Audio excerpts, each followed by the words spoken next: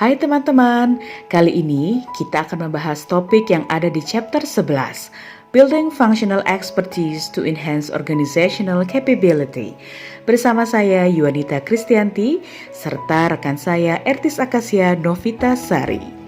Video ini dibuat sebagai pemenuhan salah satu tugas dari mata kuliah Manajemen Talenta yang diampu oleh dosen kami, Ibu Dr. Nova Mardiana, SEMM, pada program studi Magister Manajemen Universitas Lampung. Nah, dalam bab 11 ini, sebagaimana kita ketahui bersama bahwa dalam dunia bisnis yang serba cepat dan terus berubah saat ini, perusahaan menghadapi realitas bisnis yang menantang, seperti mengembangkan produk inovatif dan mempercepat pertumbuhan mereka, bersaing dalam dan membentuk pasar global yang padat, menghasilkan pengembalian pemegang saham selama penurunan industri atau ekonomi, dan secara efektif memahami serta beradaptasi dengan mengubah wajah pelanggan, sambil tentunya terus bekerja dengan sumber daya keuangan dan sumber daya manusia yang lebih sedikit. Untuk menghadapi kenyataan ini secara efektif, banyak perusahaan menyadari bahwa sangat penting untuk memiliki kemampuan organisasi yang tepat dan bakat yang tepat, dengan kompetensi yang tepat, dalam pekerjaan yang tepat, pada waktu yang tepat. Sementara banyak perusahaan berinvestasi dalam membangun kemampuan manajemen dan kepemimpinan, sama pentingnya untuk membangun kapabilitas fungsional yang mendalam. Nah, salah satu pengungkit penting dan umum yang digunakan untuk membangun kapabilitas fungsional adalah dengan meningkatkan tingkat keahlian fungsional dalam organisasi. Organisasi mengharapkan individu di semua tingkatan untuk secara aktif berkontribusi untuk memenuhi tujuan bisnis dan membuat keputusan menggunakan keahlian fungsional mereka. Teman-teman, berbicara tentang keahlian fungsional, penting sekali untuk memperjelas perbedaan yang kita buat antara konsep kemampuan organisasi dan keahlian fungsional individu. Kemampuan organisasi adalah istilah yang lebih luas dan lebih makro yang ditentukan pada tingkat organisasi. Ini mewakili kemampuan fungsional kolektif yang mendukung pelaksanaan strategi bisnis dan dibangun melalui kombinasi struktur, proses, alat, teknologi, dan orang. Pada tingkat organisasi, kemampuan ini diciptakan melalui struktur organisasi yang mendukung pengumpulan data dari pelanggan dengan cepat, proses riset pasar konsumen yang menguraikan cara melakukan riset pasar kelas dunia, alat dan teknologi yang mendukung pembangunan merek mereka, dan orang-orang berbakat dengan keahlian pemasaran yang mendalam.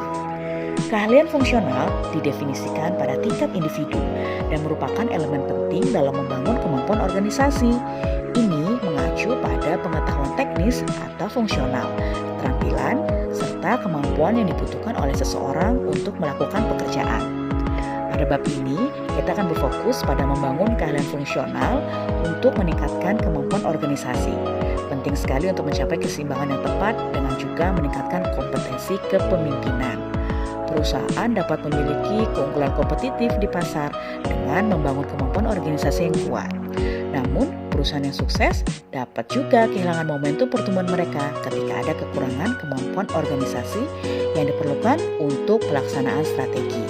Untuk tetap kompetitif di pasar, perusahaan perlu terus berfokus pada kemampuan organisasi yang sering dikaitkan erat dengan tingkat keahlian individu karyawan.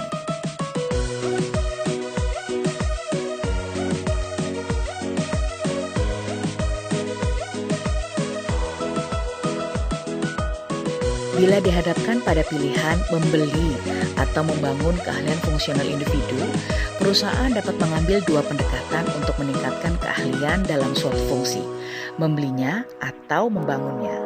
Strategi pembelian mengharuskan perusahaan untuk memiliki sumber bakat, perekrutan, dan praktek seleksi yang kuat yang akan membantu mereka menemukan, mengidentifikasi, dan mempekerjakan orang dengan keahlian fungsional yang mendalam. Untuk beberapa alasan lain, perusahaan berinvestasi dalam membangun keahlian fungsional daripada hanya membelinya. Pertama, banyak perusahaan membutuhkan keahlian fungsional yang lebih mendalam karena posisi berkembang menjadi pekerjaan berbasis pengetahuan yang lebih kompleks. Pengetahuan kritis, keterampilan, dan pengalaman yang dibutuhkan untuk posisi ini seringkali spesifik tentang bagaimana pekerjaan dilakukan di dalam perusahaan tertentu. Kemudian alasan kedua untuk membangun keahlian fungsional pada individu terletak pada memastikan bahwa organisasi masa depan memiliki kemampuan strategis yang dibutuhkan untuk bersaing secara efektif. Karena lingkungan bisnis eksternal dan internal juga terus berkembang, perusahaan sedang mempersiapkan pasar yang akan terlihat sangat berbeda dari saat ini. Kini semakin banyak perusahaan mengidentifikasi kemampuan yang dibutuhkan untuk menang di masa depan sebagai bagian dari proses perencanaan strategi bisnis. Ini adalah beberapa alasan mengapa lebih banyak perusahaan menggunakan strategi membangun dan membeli keahlian fungsional untuk memastikan mereka memiliki bakat fungsional yang mereka butuhkan sekarang dan di masa depan. Semua perusahaan berinvestasi dalam membangun keahlian fungsional di tingkat individu. Ada beberapa kesamaan dalam pendekatan perusahaan dalam mengembangkan keahlian fungsional, termasuk memanfaatkan model kompetensi fungsional sebagai dasar untuk sistem talenta fungsional. Yang pertama, kompetensi adalah landasan untuk mengembangkan keahlian fungsional dalam organisasi.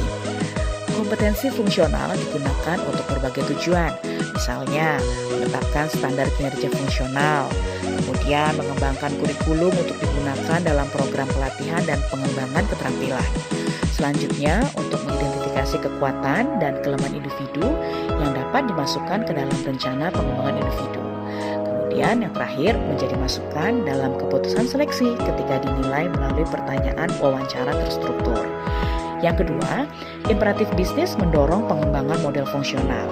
Di hampir semua perusahaan, dorongan untuk membuat model kompetensi fungsional adalah untuk memenuhi kebutuhan bisnis, seperti misalnya memperluas ke pasar baru, meningkatkan bakat dalam suatu fungsi, atau memastikan keahlian fungsional berkembang dengan perubahan di lingkungan eksternal dan pasar. Kemudian selanjutnya, pemimpin bisnis memimpin pengembangan dan implementasi model kompetensi fungsional. Nah, semua pengembangan konten untuk kompetensi fungsional dilakukan oleh ahli materi pelajaran dari bisnis dan difasilitasi oleh praktisi manajemen bakat internal maupun eksternal. Selanjutnya, kita berbicara masalah taktik peluncuran bervariasi. Di sini perusahaan menggunakan beberapa pendekatan untuk meluncurkan program berdasarkan kompetensi fungsional dan taktik spesifik bergantung pada budaya perusahaan. Seperti misalnya, pemimpin bisnis senior memperkenalkan kompetensi dalam pertemuan karyawan balai kota atau melalui komunikasi email. Ada pula misalnya materi berbasis kertas dan online, serta kampanye pemasaran yang dibuat untuk mendukung pengenalan kompetensi kepada organisasi. Selanjutnya, pemimpin bisnis dan generalis SDM memimpin sesi pelatihan tentang kompetensi fungsional dan sistem bakat fungsional. Ada juga pemimpin dan manajer bisnis yang meninjau dan menyajikan materi terkait selama rapat staf. Kemudian ada juga modul pelatihan online yang diimplementasikan. Kemudian yang terakhir, ada juga nih kesamaan yang dilakukan oleh perusahaan untuk memanfaatkan model kompetensi fungsional, yaitu dampaknya yang sulit diukur. Nah, sebagian besar perusahaan tidak mengukur dampak bisnis atau pengembalian investasi dari sistem talenta fungsional. Mereka justru menemukan peringkat yang lebih tinggi pada keterlibatan dan persepsi pengembangan untuk kelompok yang memiliki sistem bakat fungsional. Nah, teman-teman, untuk slide berikutnya akan dijelaskan oleh rekan saya ya, Ertis Akasia Dovitasari. Silakan Mbak Ertis.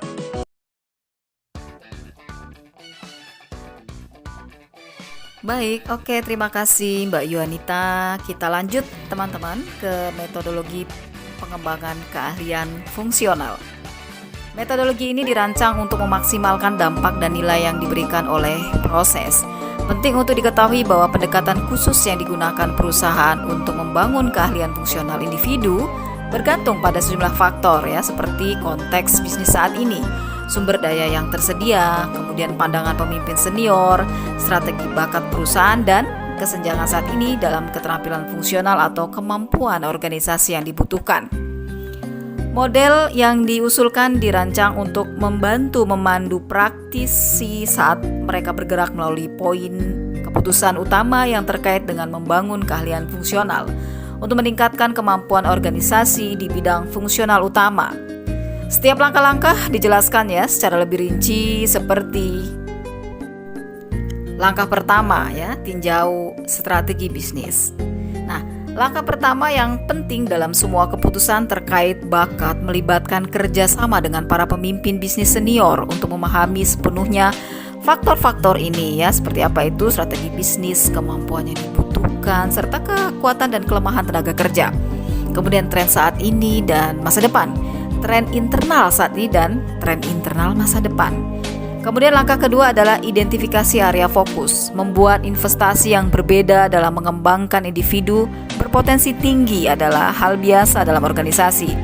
Namun penting juga mempertimbangkan membuat investasi diferensial di beberapa area fungsional di atas yang lain, terutama ketika sumber daya terbatas. Ya, ini dapat dimulai dengan mendefinisikan kapabilitas organisasi yang diperlukan untuk mencapai strategi bisnis dan mengevaluasi apakah kapabilitas kritis ini perlu dikembangkan lebih lanjut atau ditingkatkan di luar keadaan saat ini untuk mewujudkan strategi. Kemudian, pada langkah ketiga adalah tentukan kemampuan organisasi.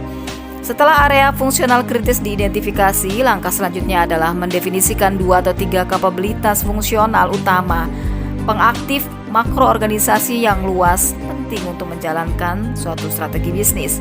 Kemudian langkah keempat adalah tentukan pengungkit kunci. Setelah organisasi mendefinisikan kapabilitas organisasi, langkah selanjutnya adalah menentukan pendekatan pengungkit ya yang tepat untuk membangunnya. Beberapa pendekatan yang digunakan itu antara lain adalah orang-orang, struktur, proses, tujuan dan sasaran serta kepemimpinan. Kita masuk kepada langkah kelima adalah tentukan standar fungsional individu. Setelah keputusan dibuat untuk berinvestasi dalam membangun kemampuan organisasi dalam fungsi tertentu dan menggunakan orang sebagai pengungkit utama, persyaratan fungsional perlu diterjemahkan ke dalam standar pekerjaan.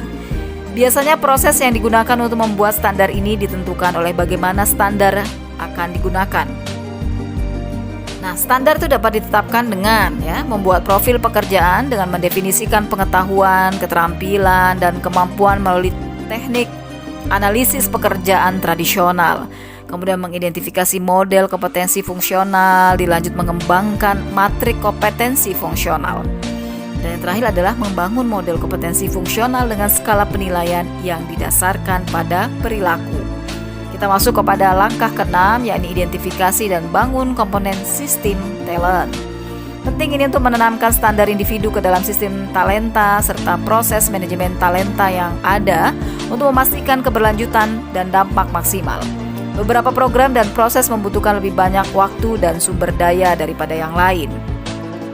Nah, kita masuk pada penilaian kompetensi ya. Salah satu pendekatan untuk menilai bakat terhadap standar yang membutuhkan lebih sedikit sumber daya adalah dengan hanya berdiskusi antar manajemen dan karyawan yang terkait dengan standar.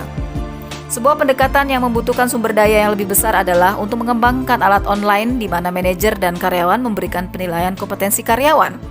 Manfaat menggunakan proses penilaian online adalah bahwa data dapat dengan mudah dikumpulkan di seluruh individu untuk mengidentifikasi kekuatan keseluruhan dan kesenjangan kinerja untuk seluruh fungsi atau subkelompok dalam fungsi tersebut. Kemudian pada alat pengembangan menyoroti kekuatan dan area pengembangan karyawan. Dalam rencana pengembangan individu dapat menjadi cara yang berarti untuk memastikan fokus pada area utama pengembangan. Seringkali rencana pengembangan ini merupakan bagian dari proses manajemen kinerja yang lebih luas. Ketika menilai seseorang terhadap suatu kompetensi penting untuk memiliki alat dan program yang tersedia untuk membantu orang tersebut berkembang di bidang tertentu. Pendekatan lain yang membutuhkan lebih banyak sumber daya adalah mengembangkan simulasi pelatihan fungsional atau program pembelajaran formal yang akan membantu mengembangkan kompetensi fungsional.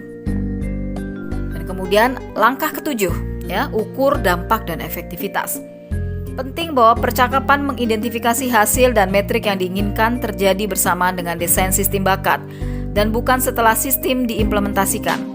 Langkah ini sering diabaikan selama fase pengembangan dan akibatnya metrik tidak dapat didefinisikan atau bila didefinisikan dengan hasilnya buruk.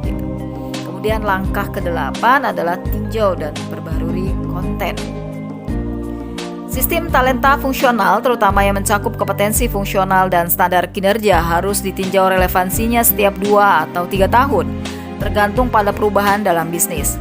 Tinjauan memungkinkan perlu lebih sering dilakukan di perusahaan yang mengalami perubahan teknologi yang cepat atau perubahan strategi yang signifikan. Pengalaman menunjukkan bahwa mendefinisikan standar kinerja fungsional adalah bagian yang mudah dari proses dan mempertahankan sistem serta membangun kemampuan organisasi dalam fungsi cenderung lebih menantang.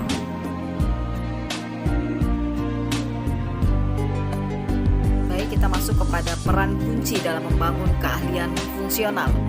Pemimpin bisnis, generalis, sumber daya manusia, dan praktisi manajemen bakat semuanya memiliki peran penting ketika membangun kemampuan organisasi dan keahlian individu dalam suatu fungsi.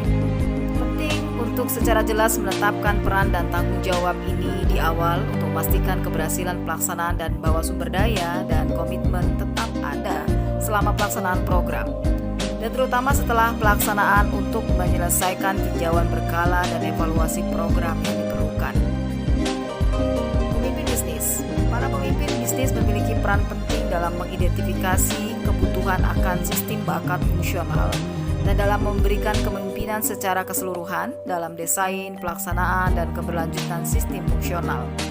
Dengan generalis sumber daya manusia, mereka menciptakan kasus bisnis mengapa sebuah organisasi harus berinvestasi dalam membangun keahlian fungsional dan membuat hubungan dengan strategi bisnis secara keseluruhan. Human Resource Generalis. Generalis sumber daya manusia di sebagian besar organisasi memiliki peran penting dalam bermitra dengan pemimpin bisnis. Mereka perlu memahami tren tenaga kerja internal dan eksternal dalam 3 hingga 5 tahun ke depan, mengidentifikasi implikasi tenaga kerja dan mengusulkan tindakan potensial yang dapat diambil untuk menutup kesenjangan keahlian. Praktisi manajemen bakat. Praktisi manajemen bakat ini sering memimpin proses untuk mengembangkan dan memvalidasi konten dan alat. Mereka bekerja sama dengan pemimpin bisnis dan generalis sumber daya manusia dan harus memfasilitasi proses pengembangan atas nama pemimpin. Mereka juga menasihati para pemimpin dan merekomendasikan nama pemimpin. Merekomendasikan tingkat solusi yang tepat untuk organisasi. Mereka memastikan bahwa pengembangan dan validasi konten dan alat dilakukan dengan tepat dan bahwa solusinya sesuai dengan hasil bisnis yang diinginkan. Mereka memiliki peran aktif dalam mendefinisikan kemampuan organisasi dan kompetensi individu, mengintegrasikan informasi yang tersedia dan memastikan bahwa produk akhir praktis dan menambah nilai bagi organisasi. Praktisi manajemen bakat juga dapat merekomendasikan untuk tidak membangun sistem bakat fungsional jika kesenjangan fungsional dapat diatasi dengan lebih efektif dan mudah dengan solusi yang berbeda. Baik, kemudian kita masuk ke kesimpulan pelajaran utama yang bisa kita petik ya, teman-teman. Di antaranya adalah kepemimpinan bisnis yang terlihat sangat penting, sistem yang paling sukses secara nyata dipimpin dan diperjuangkan oleh para pemimpin bisnis atau fungsional senior. Sistem ini menciptakan warisan dan dampak yang bertahan lebih lama dari masa jabatan pemimpin dengan fungsi tersebut. Kemudian mulailah dengan kemampuan organisasi. Ini bertindak sebagai bintang utara saat membuat komponen sistem bakat apapun dan membantu memastikan Anda dalam membangun bakat dan keahlian yang Anda butuhkan sekarang dan di masa depan. Kemudian bagaimana tunjukkan tautan yang jelas ke strategi bisnis, langsung mengikat kemampuan untuk strategi bisnis dan membangun komponen bakat yang dibutuhkan untuk berhasil menjalankan strategi. Sistem talenta fungsional yang mengambil pendekatannya lebih strategis dan mengidentifikasi kesenjangan talenta fungsional dalam angkatan kerja 3 hingga 5 tahun ke depan juga memiliki keberlanjutan dan kredibilitas jangka panjang yang lebih besar dengan para pemimpin bisnis. Kemudian adalah jadilah praktis ya, praktis gitu. Nilai dari fungsi sistem talenta hanya diwujudkan melalui eksekusi. Kunci keberhasilan pelaksanaan dan keberlanjutan adalah menciptakan proses pengembangan yang efisien dan menciptakan alat dengan program yang pragmatis, mudah diterapkan dan digunakan serta transparan. Sistem yang rumit dan kompleks seringkali lebih sulit untuk dieksekusi dan dipertahankan. fungsi lain akan menginginkan replika. Ketahuilah bahwa desain sistem bakat fungsional dalam satu fungsi menjadi presiden ya untuk melihat setiap situasi secara individual dan memilih solusi yang paling memenuhi kebutuhan bisnis dengan cara yang paling praktis. Kemudian juga perlu diingat ya, gunakan bahasa bisnis. Jadi gunakan bahasa fungsi bisnis dan perusahaan, bukan bahasa psikologis, industri, organisasi, atau bahasa sumber daya manusia agar relevan. Jadi bahasa harus bermakna bagi karyawan dalam fungsi tersebut. Untuk membantu memastikan hal ini merupakan praktik yang baik untuk meminta karyawan tingkat senior meninjau semua konten dan menjawab apakah ini cocok dengan bahasa atau dengan bahasan kami. Kemudian jaga ya agar permainan akhir tetap diingat. Selalu ingat nilai bisnis yang diinginkan, dampak dan keadaan akhir ketika mengembangkan keahlian fungsional atau komponen sistem bakat. Ini akan membantu memastikan Anda merancang sesuatu yang akan didasarkan pada kebutuhan bisnis. Kemudian semua fungsi tidak sama ya, jadi berprestasi secara berbeda di area yang akan memiliki dampak terbesar pada pelaksanaan strategi perusahaan. Tidak semua fungsi perlu membuat sistem untuk meningkatkan kemampuan dan membangun keahlian. Menetapkan model kompetensi bukanlah solusi universal. Dan yang terakhir, untuk teman-teman ya, fokus pada implementasi selama pengembangan. Mendefinisikan fungsional standar adalah bagian yang mudah dari persamaan. Mencari tahu bagaimana menerapkan, melaksanakan, dan mempertahankan elemen sistem bakat secara efektif lebih menantang. Pikirkan melalui implementasi dan rencana eksekusi saat Anda membuat sistem untuk memastikan Anda merancang solusi yang dapat diterapkan dan berkelanjutan. Baiklah teman-teman, demikianlah pembahasan dalam bab 11 ini ya. Jadi saya Ertisa Kasinovitasari dan rekan saya Yuanita Kristianti undur diri, semoga bermanfaat dan sampai jumpa di seri pembelajaran lainnya. Salam.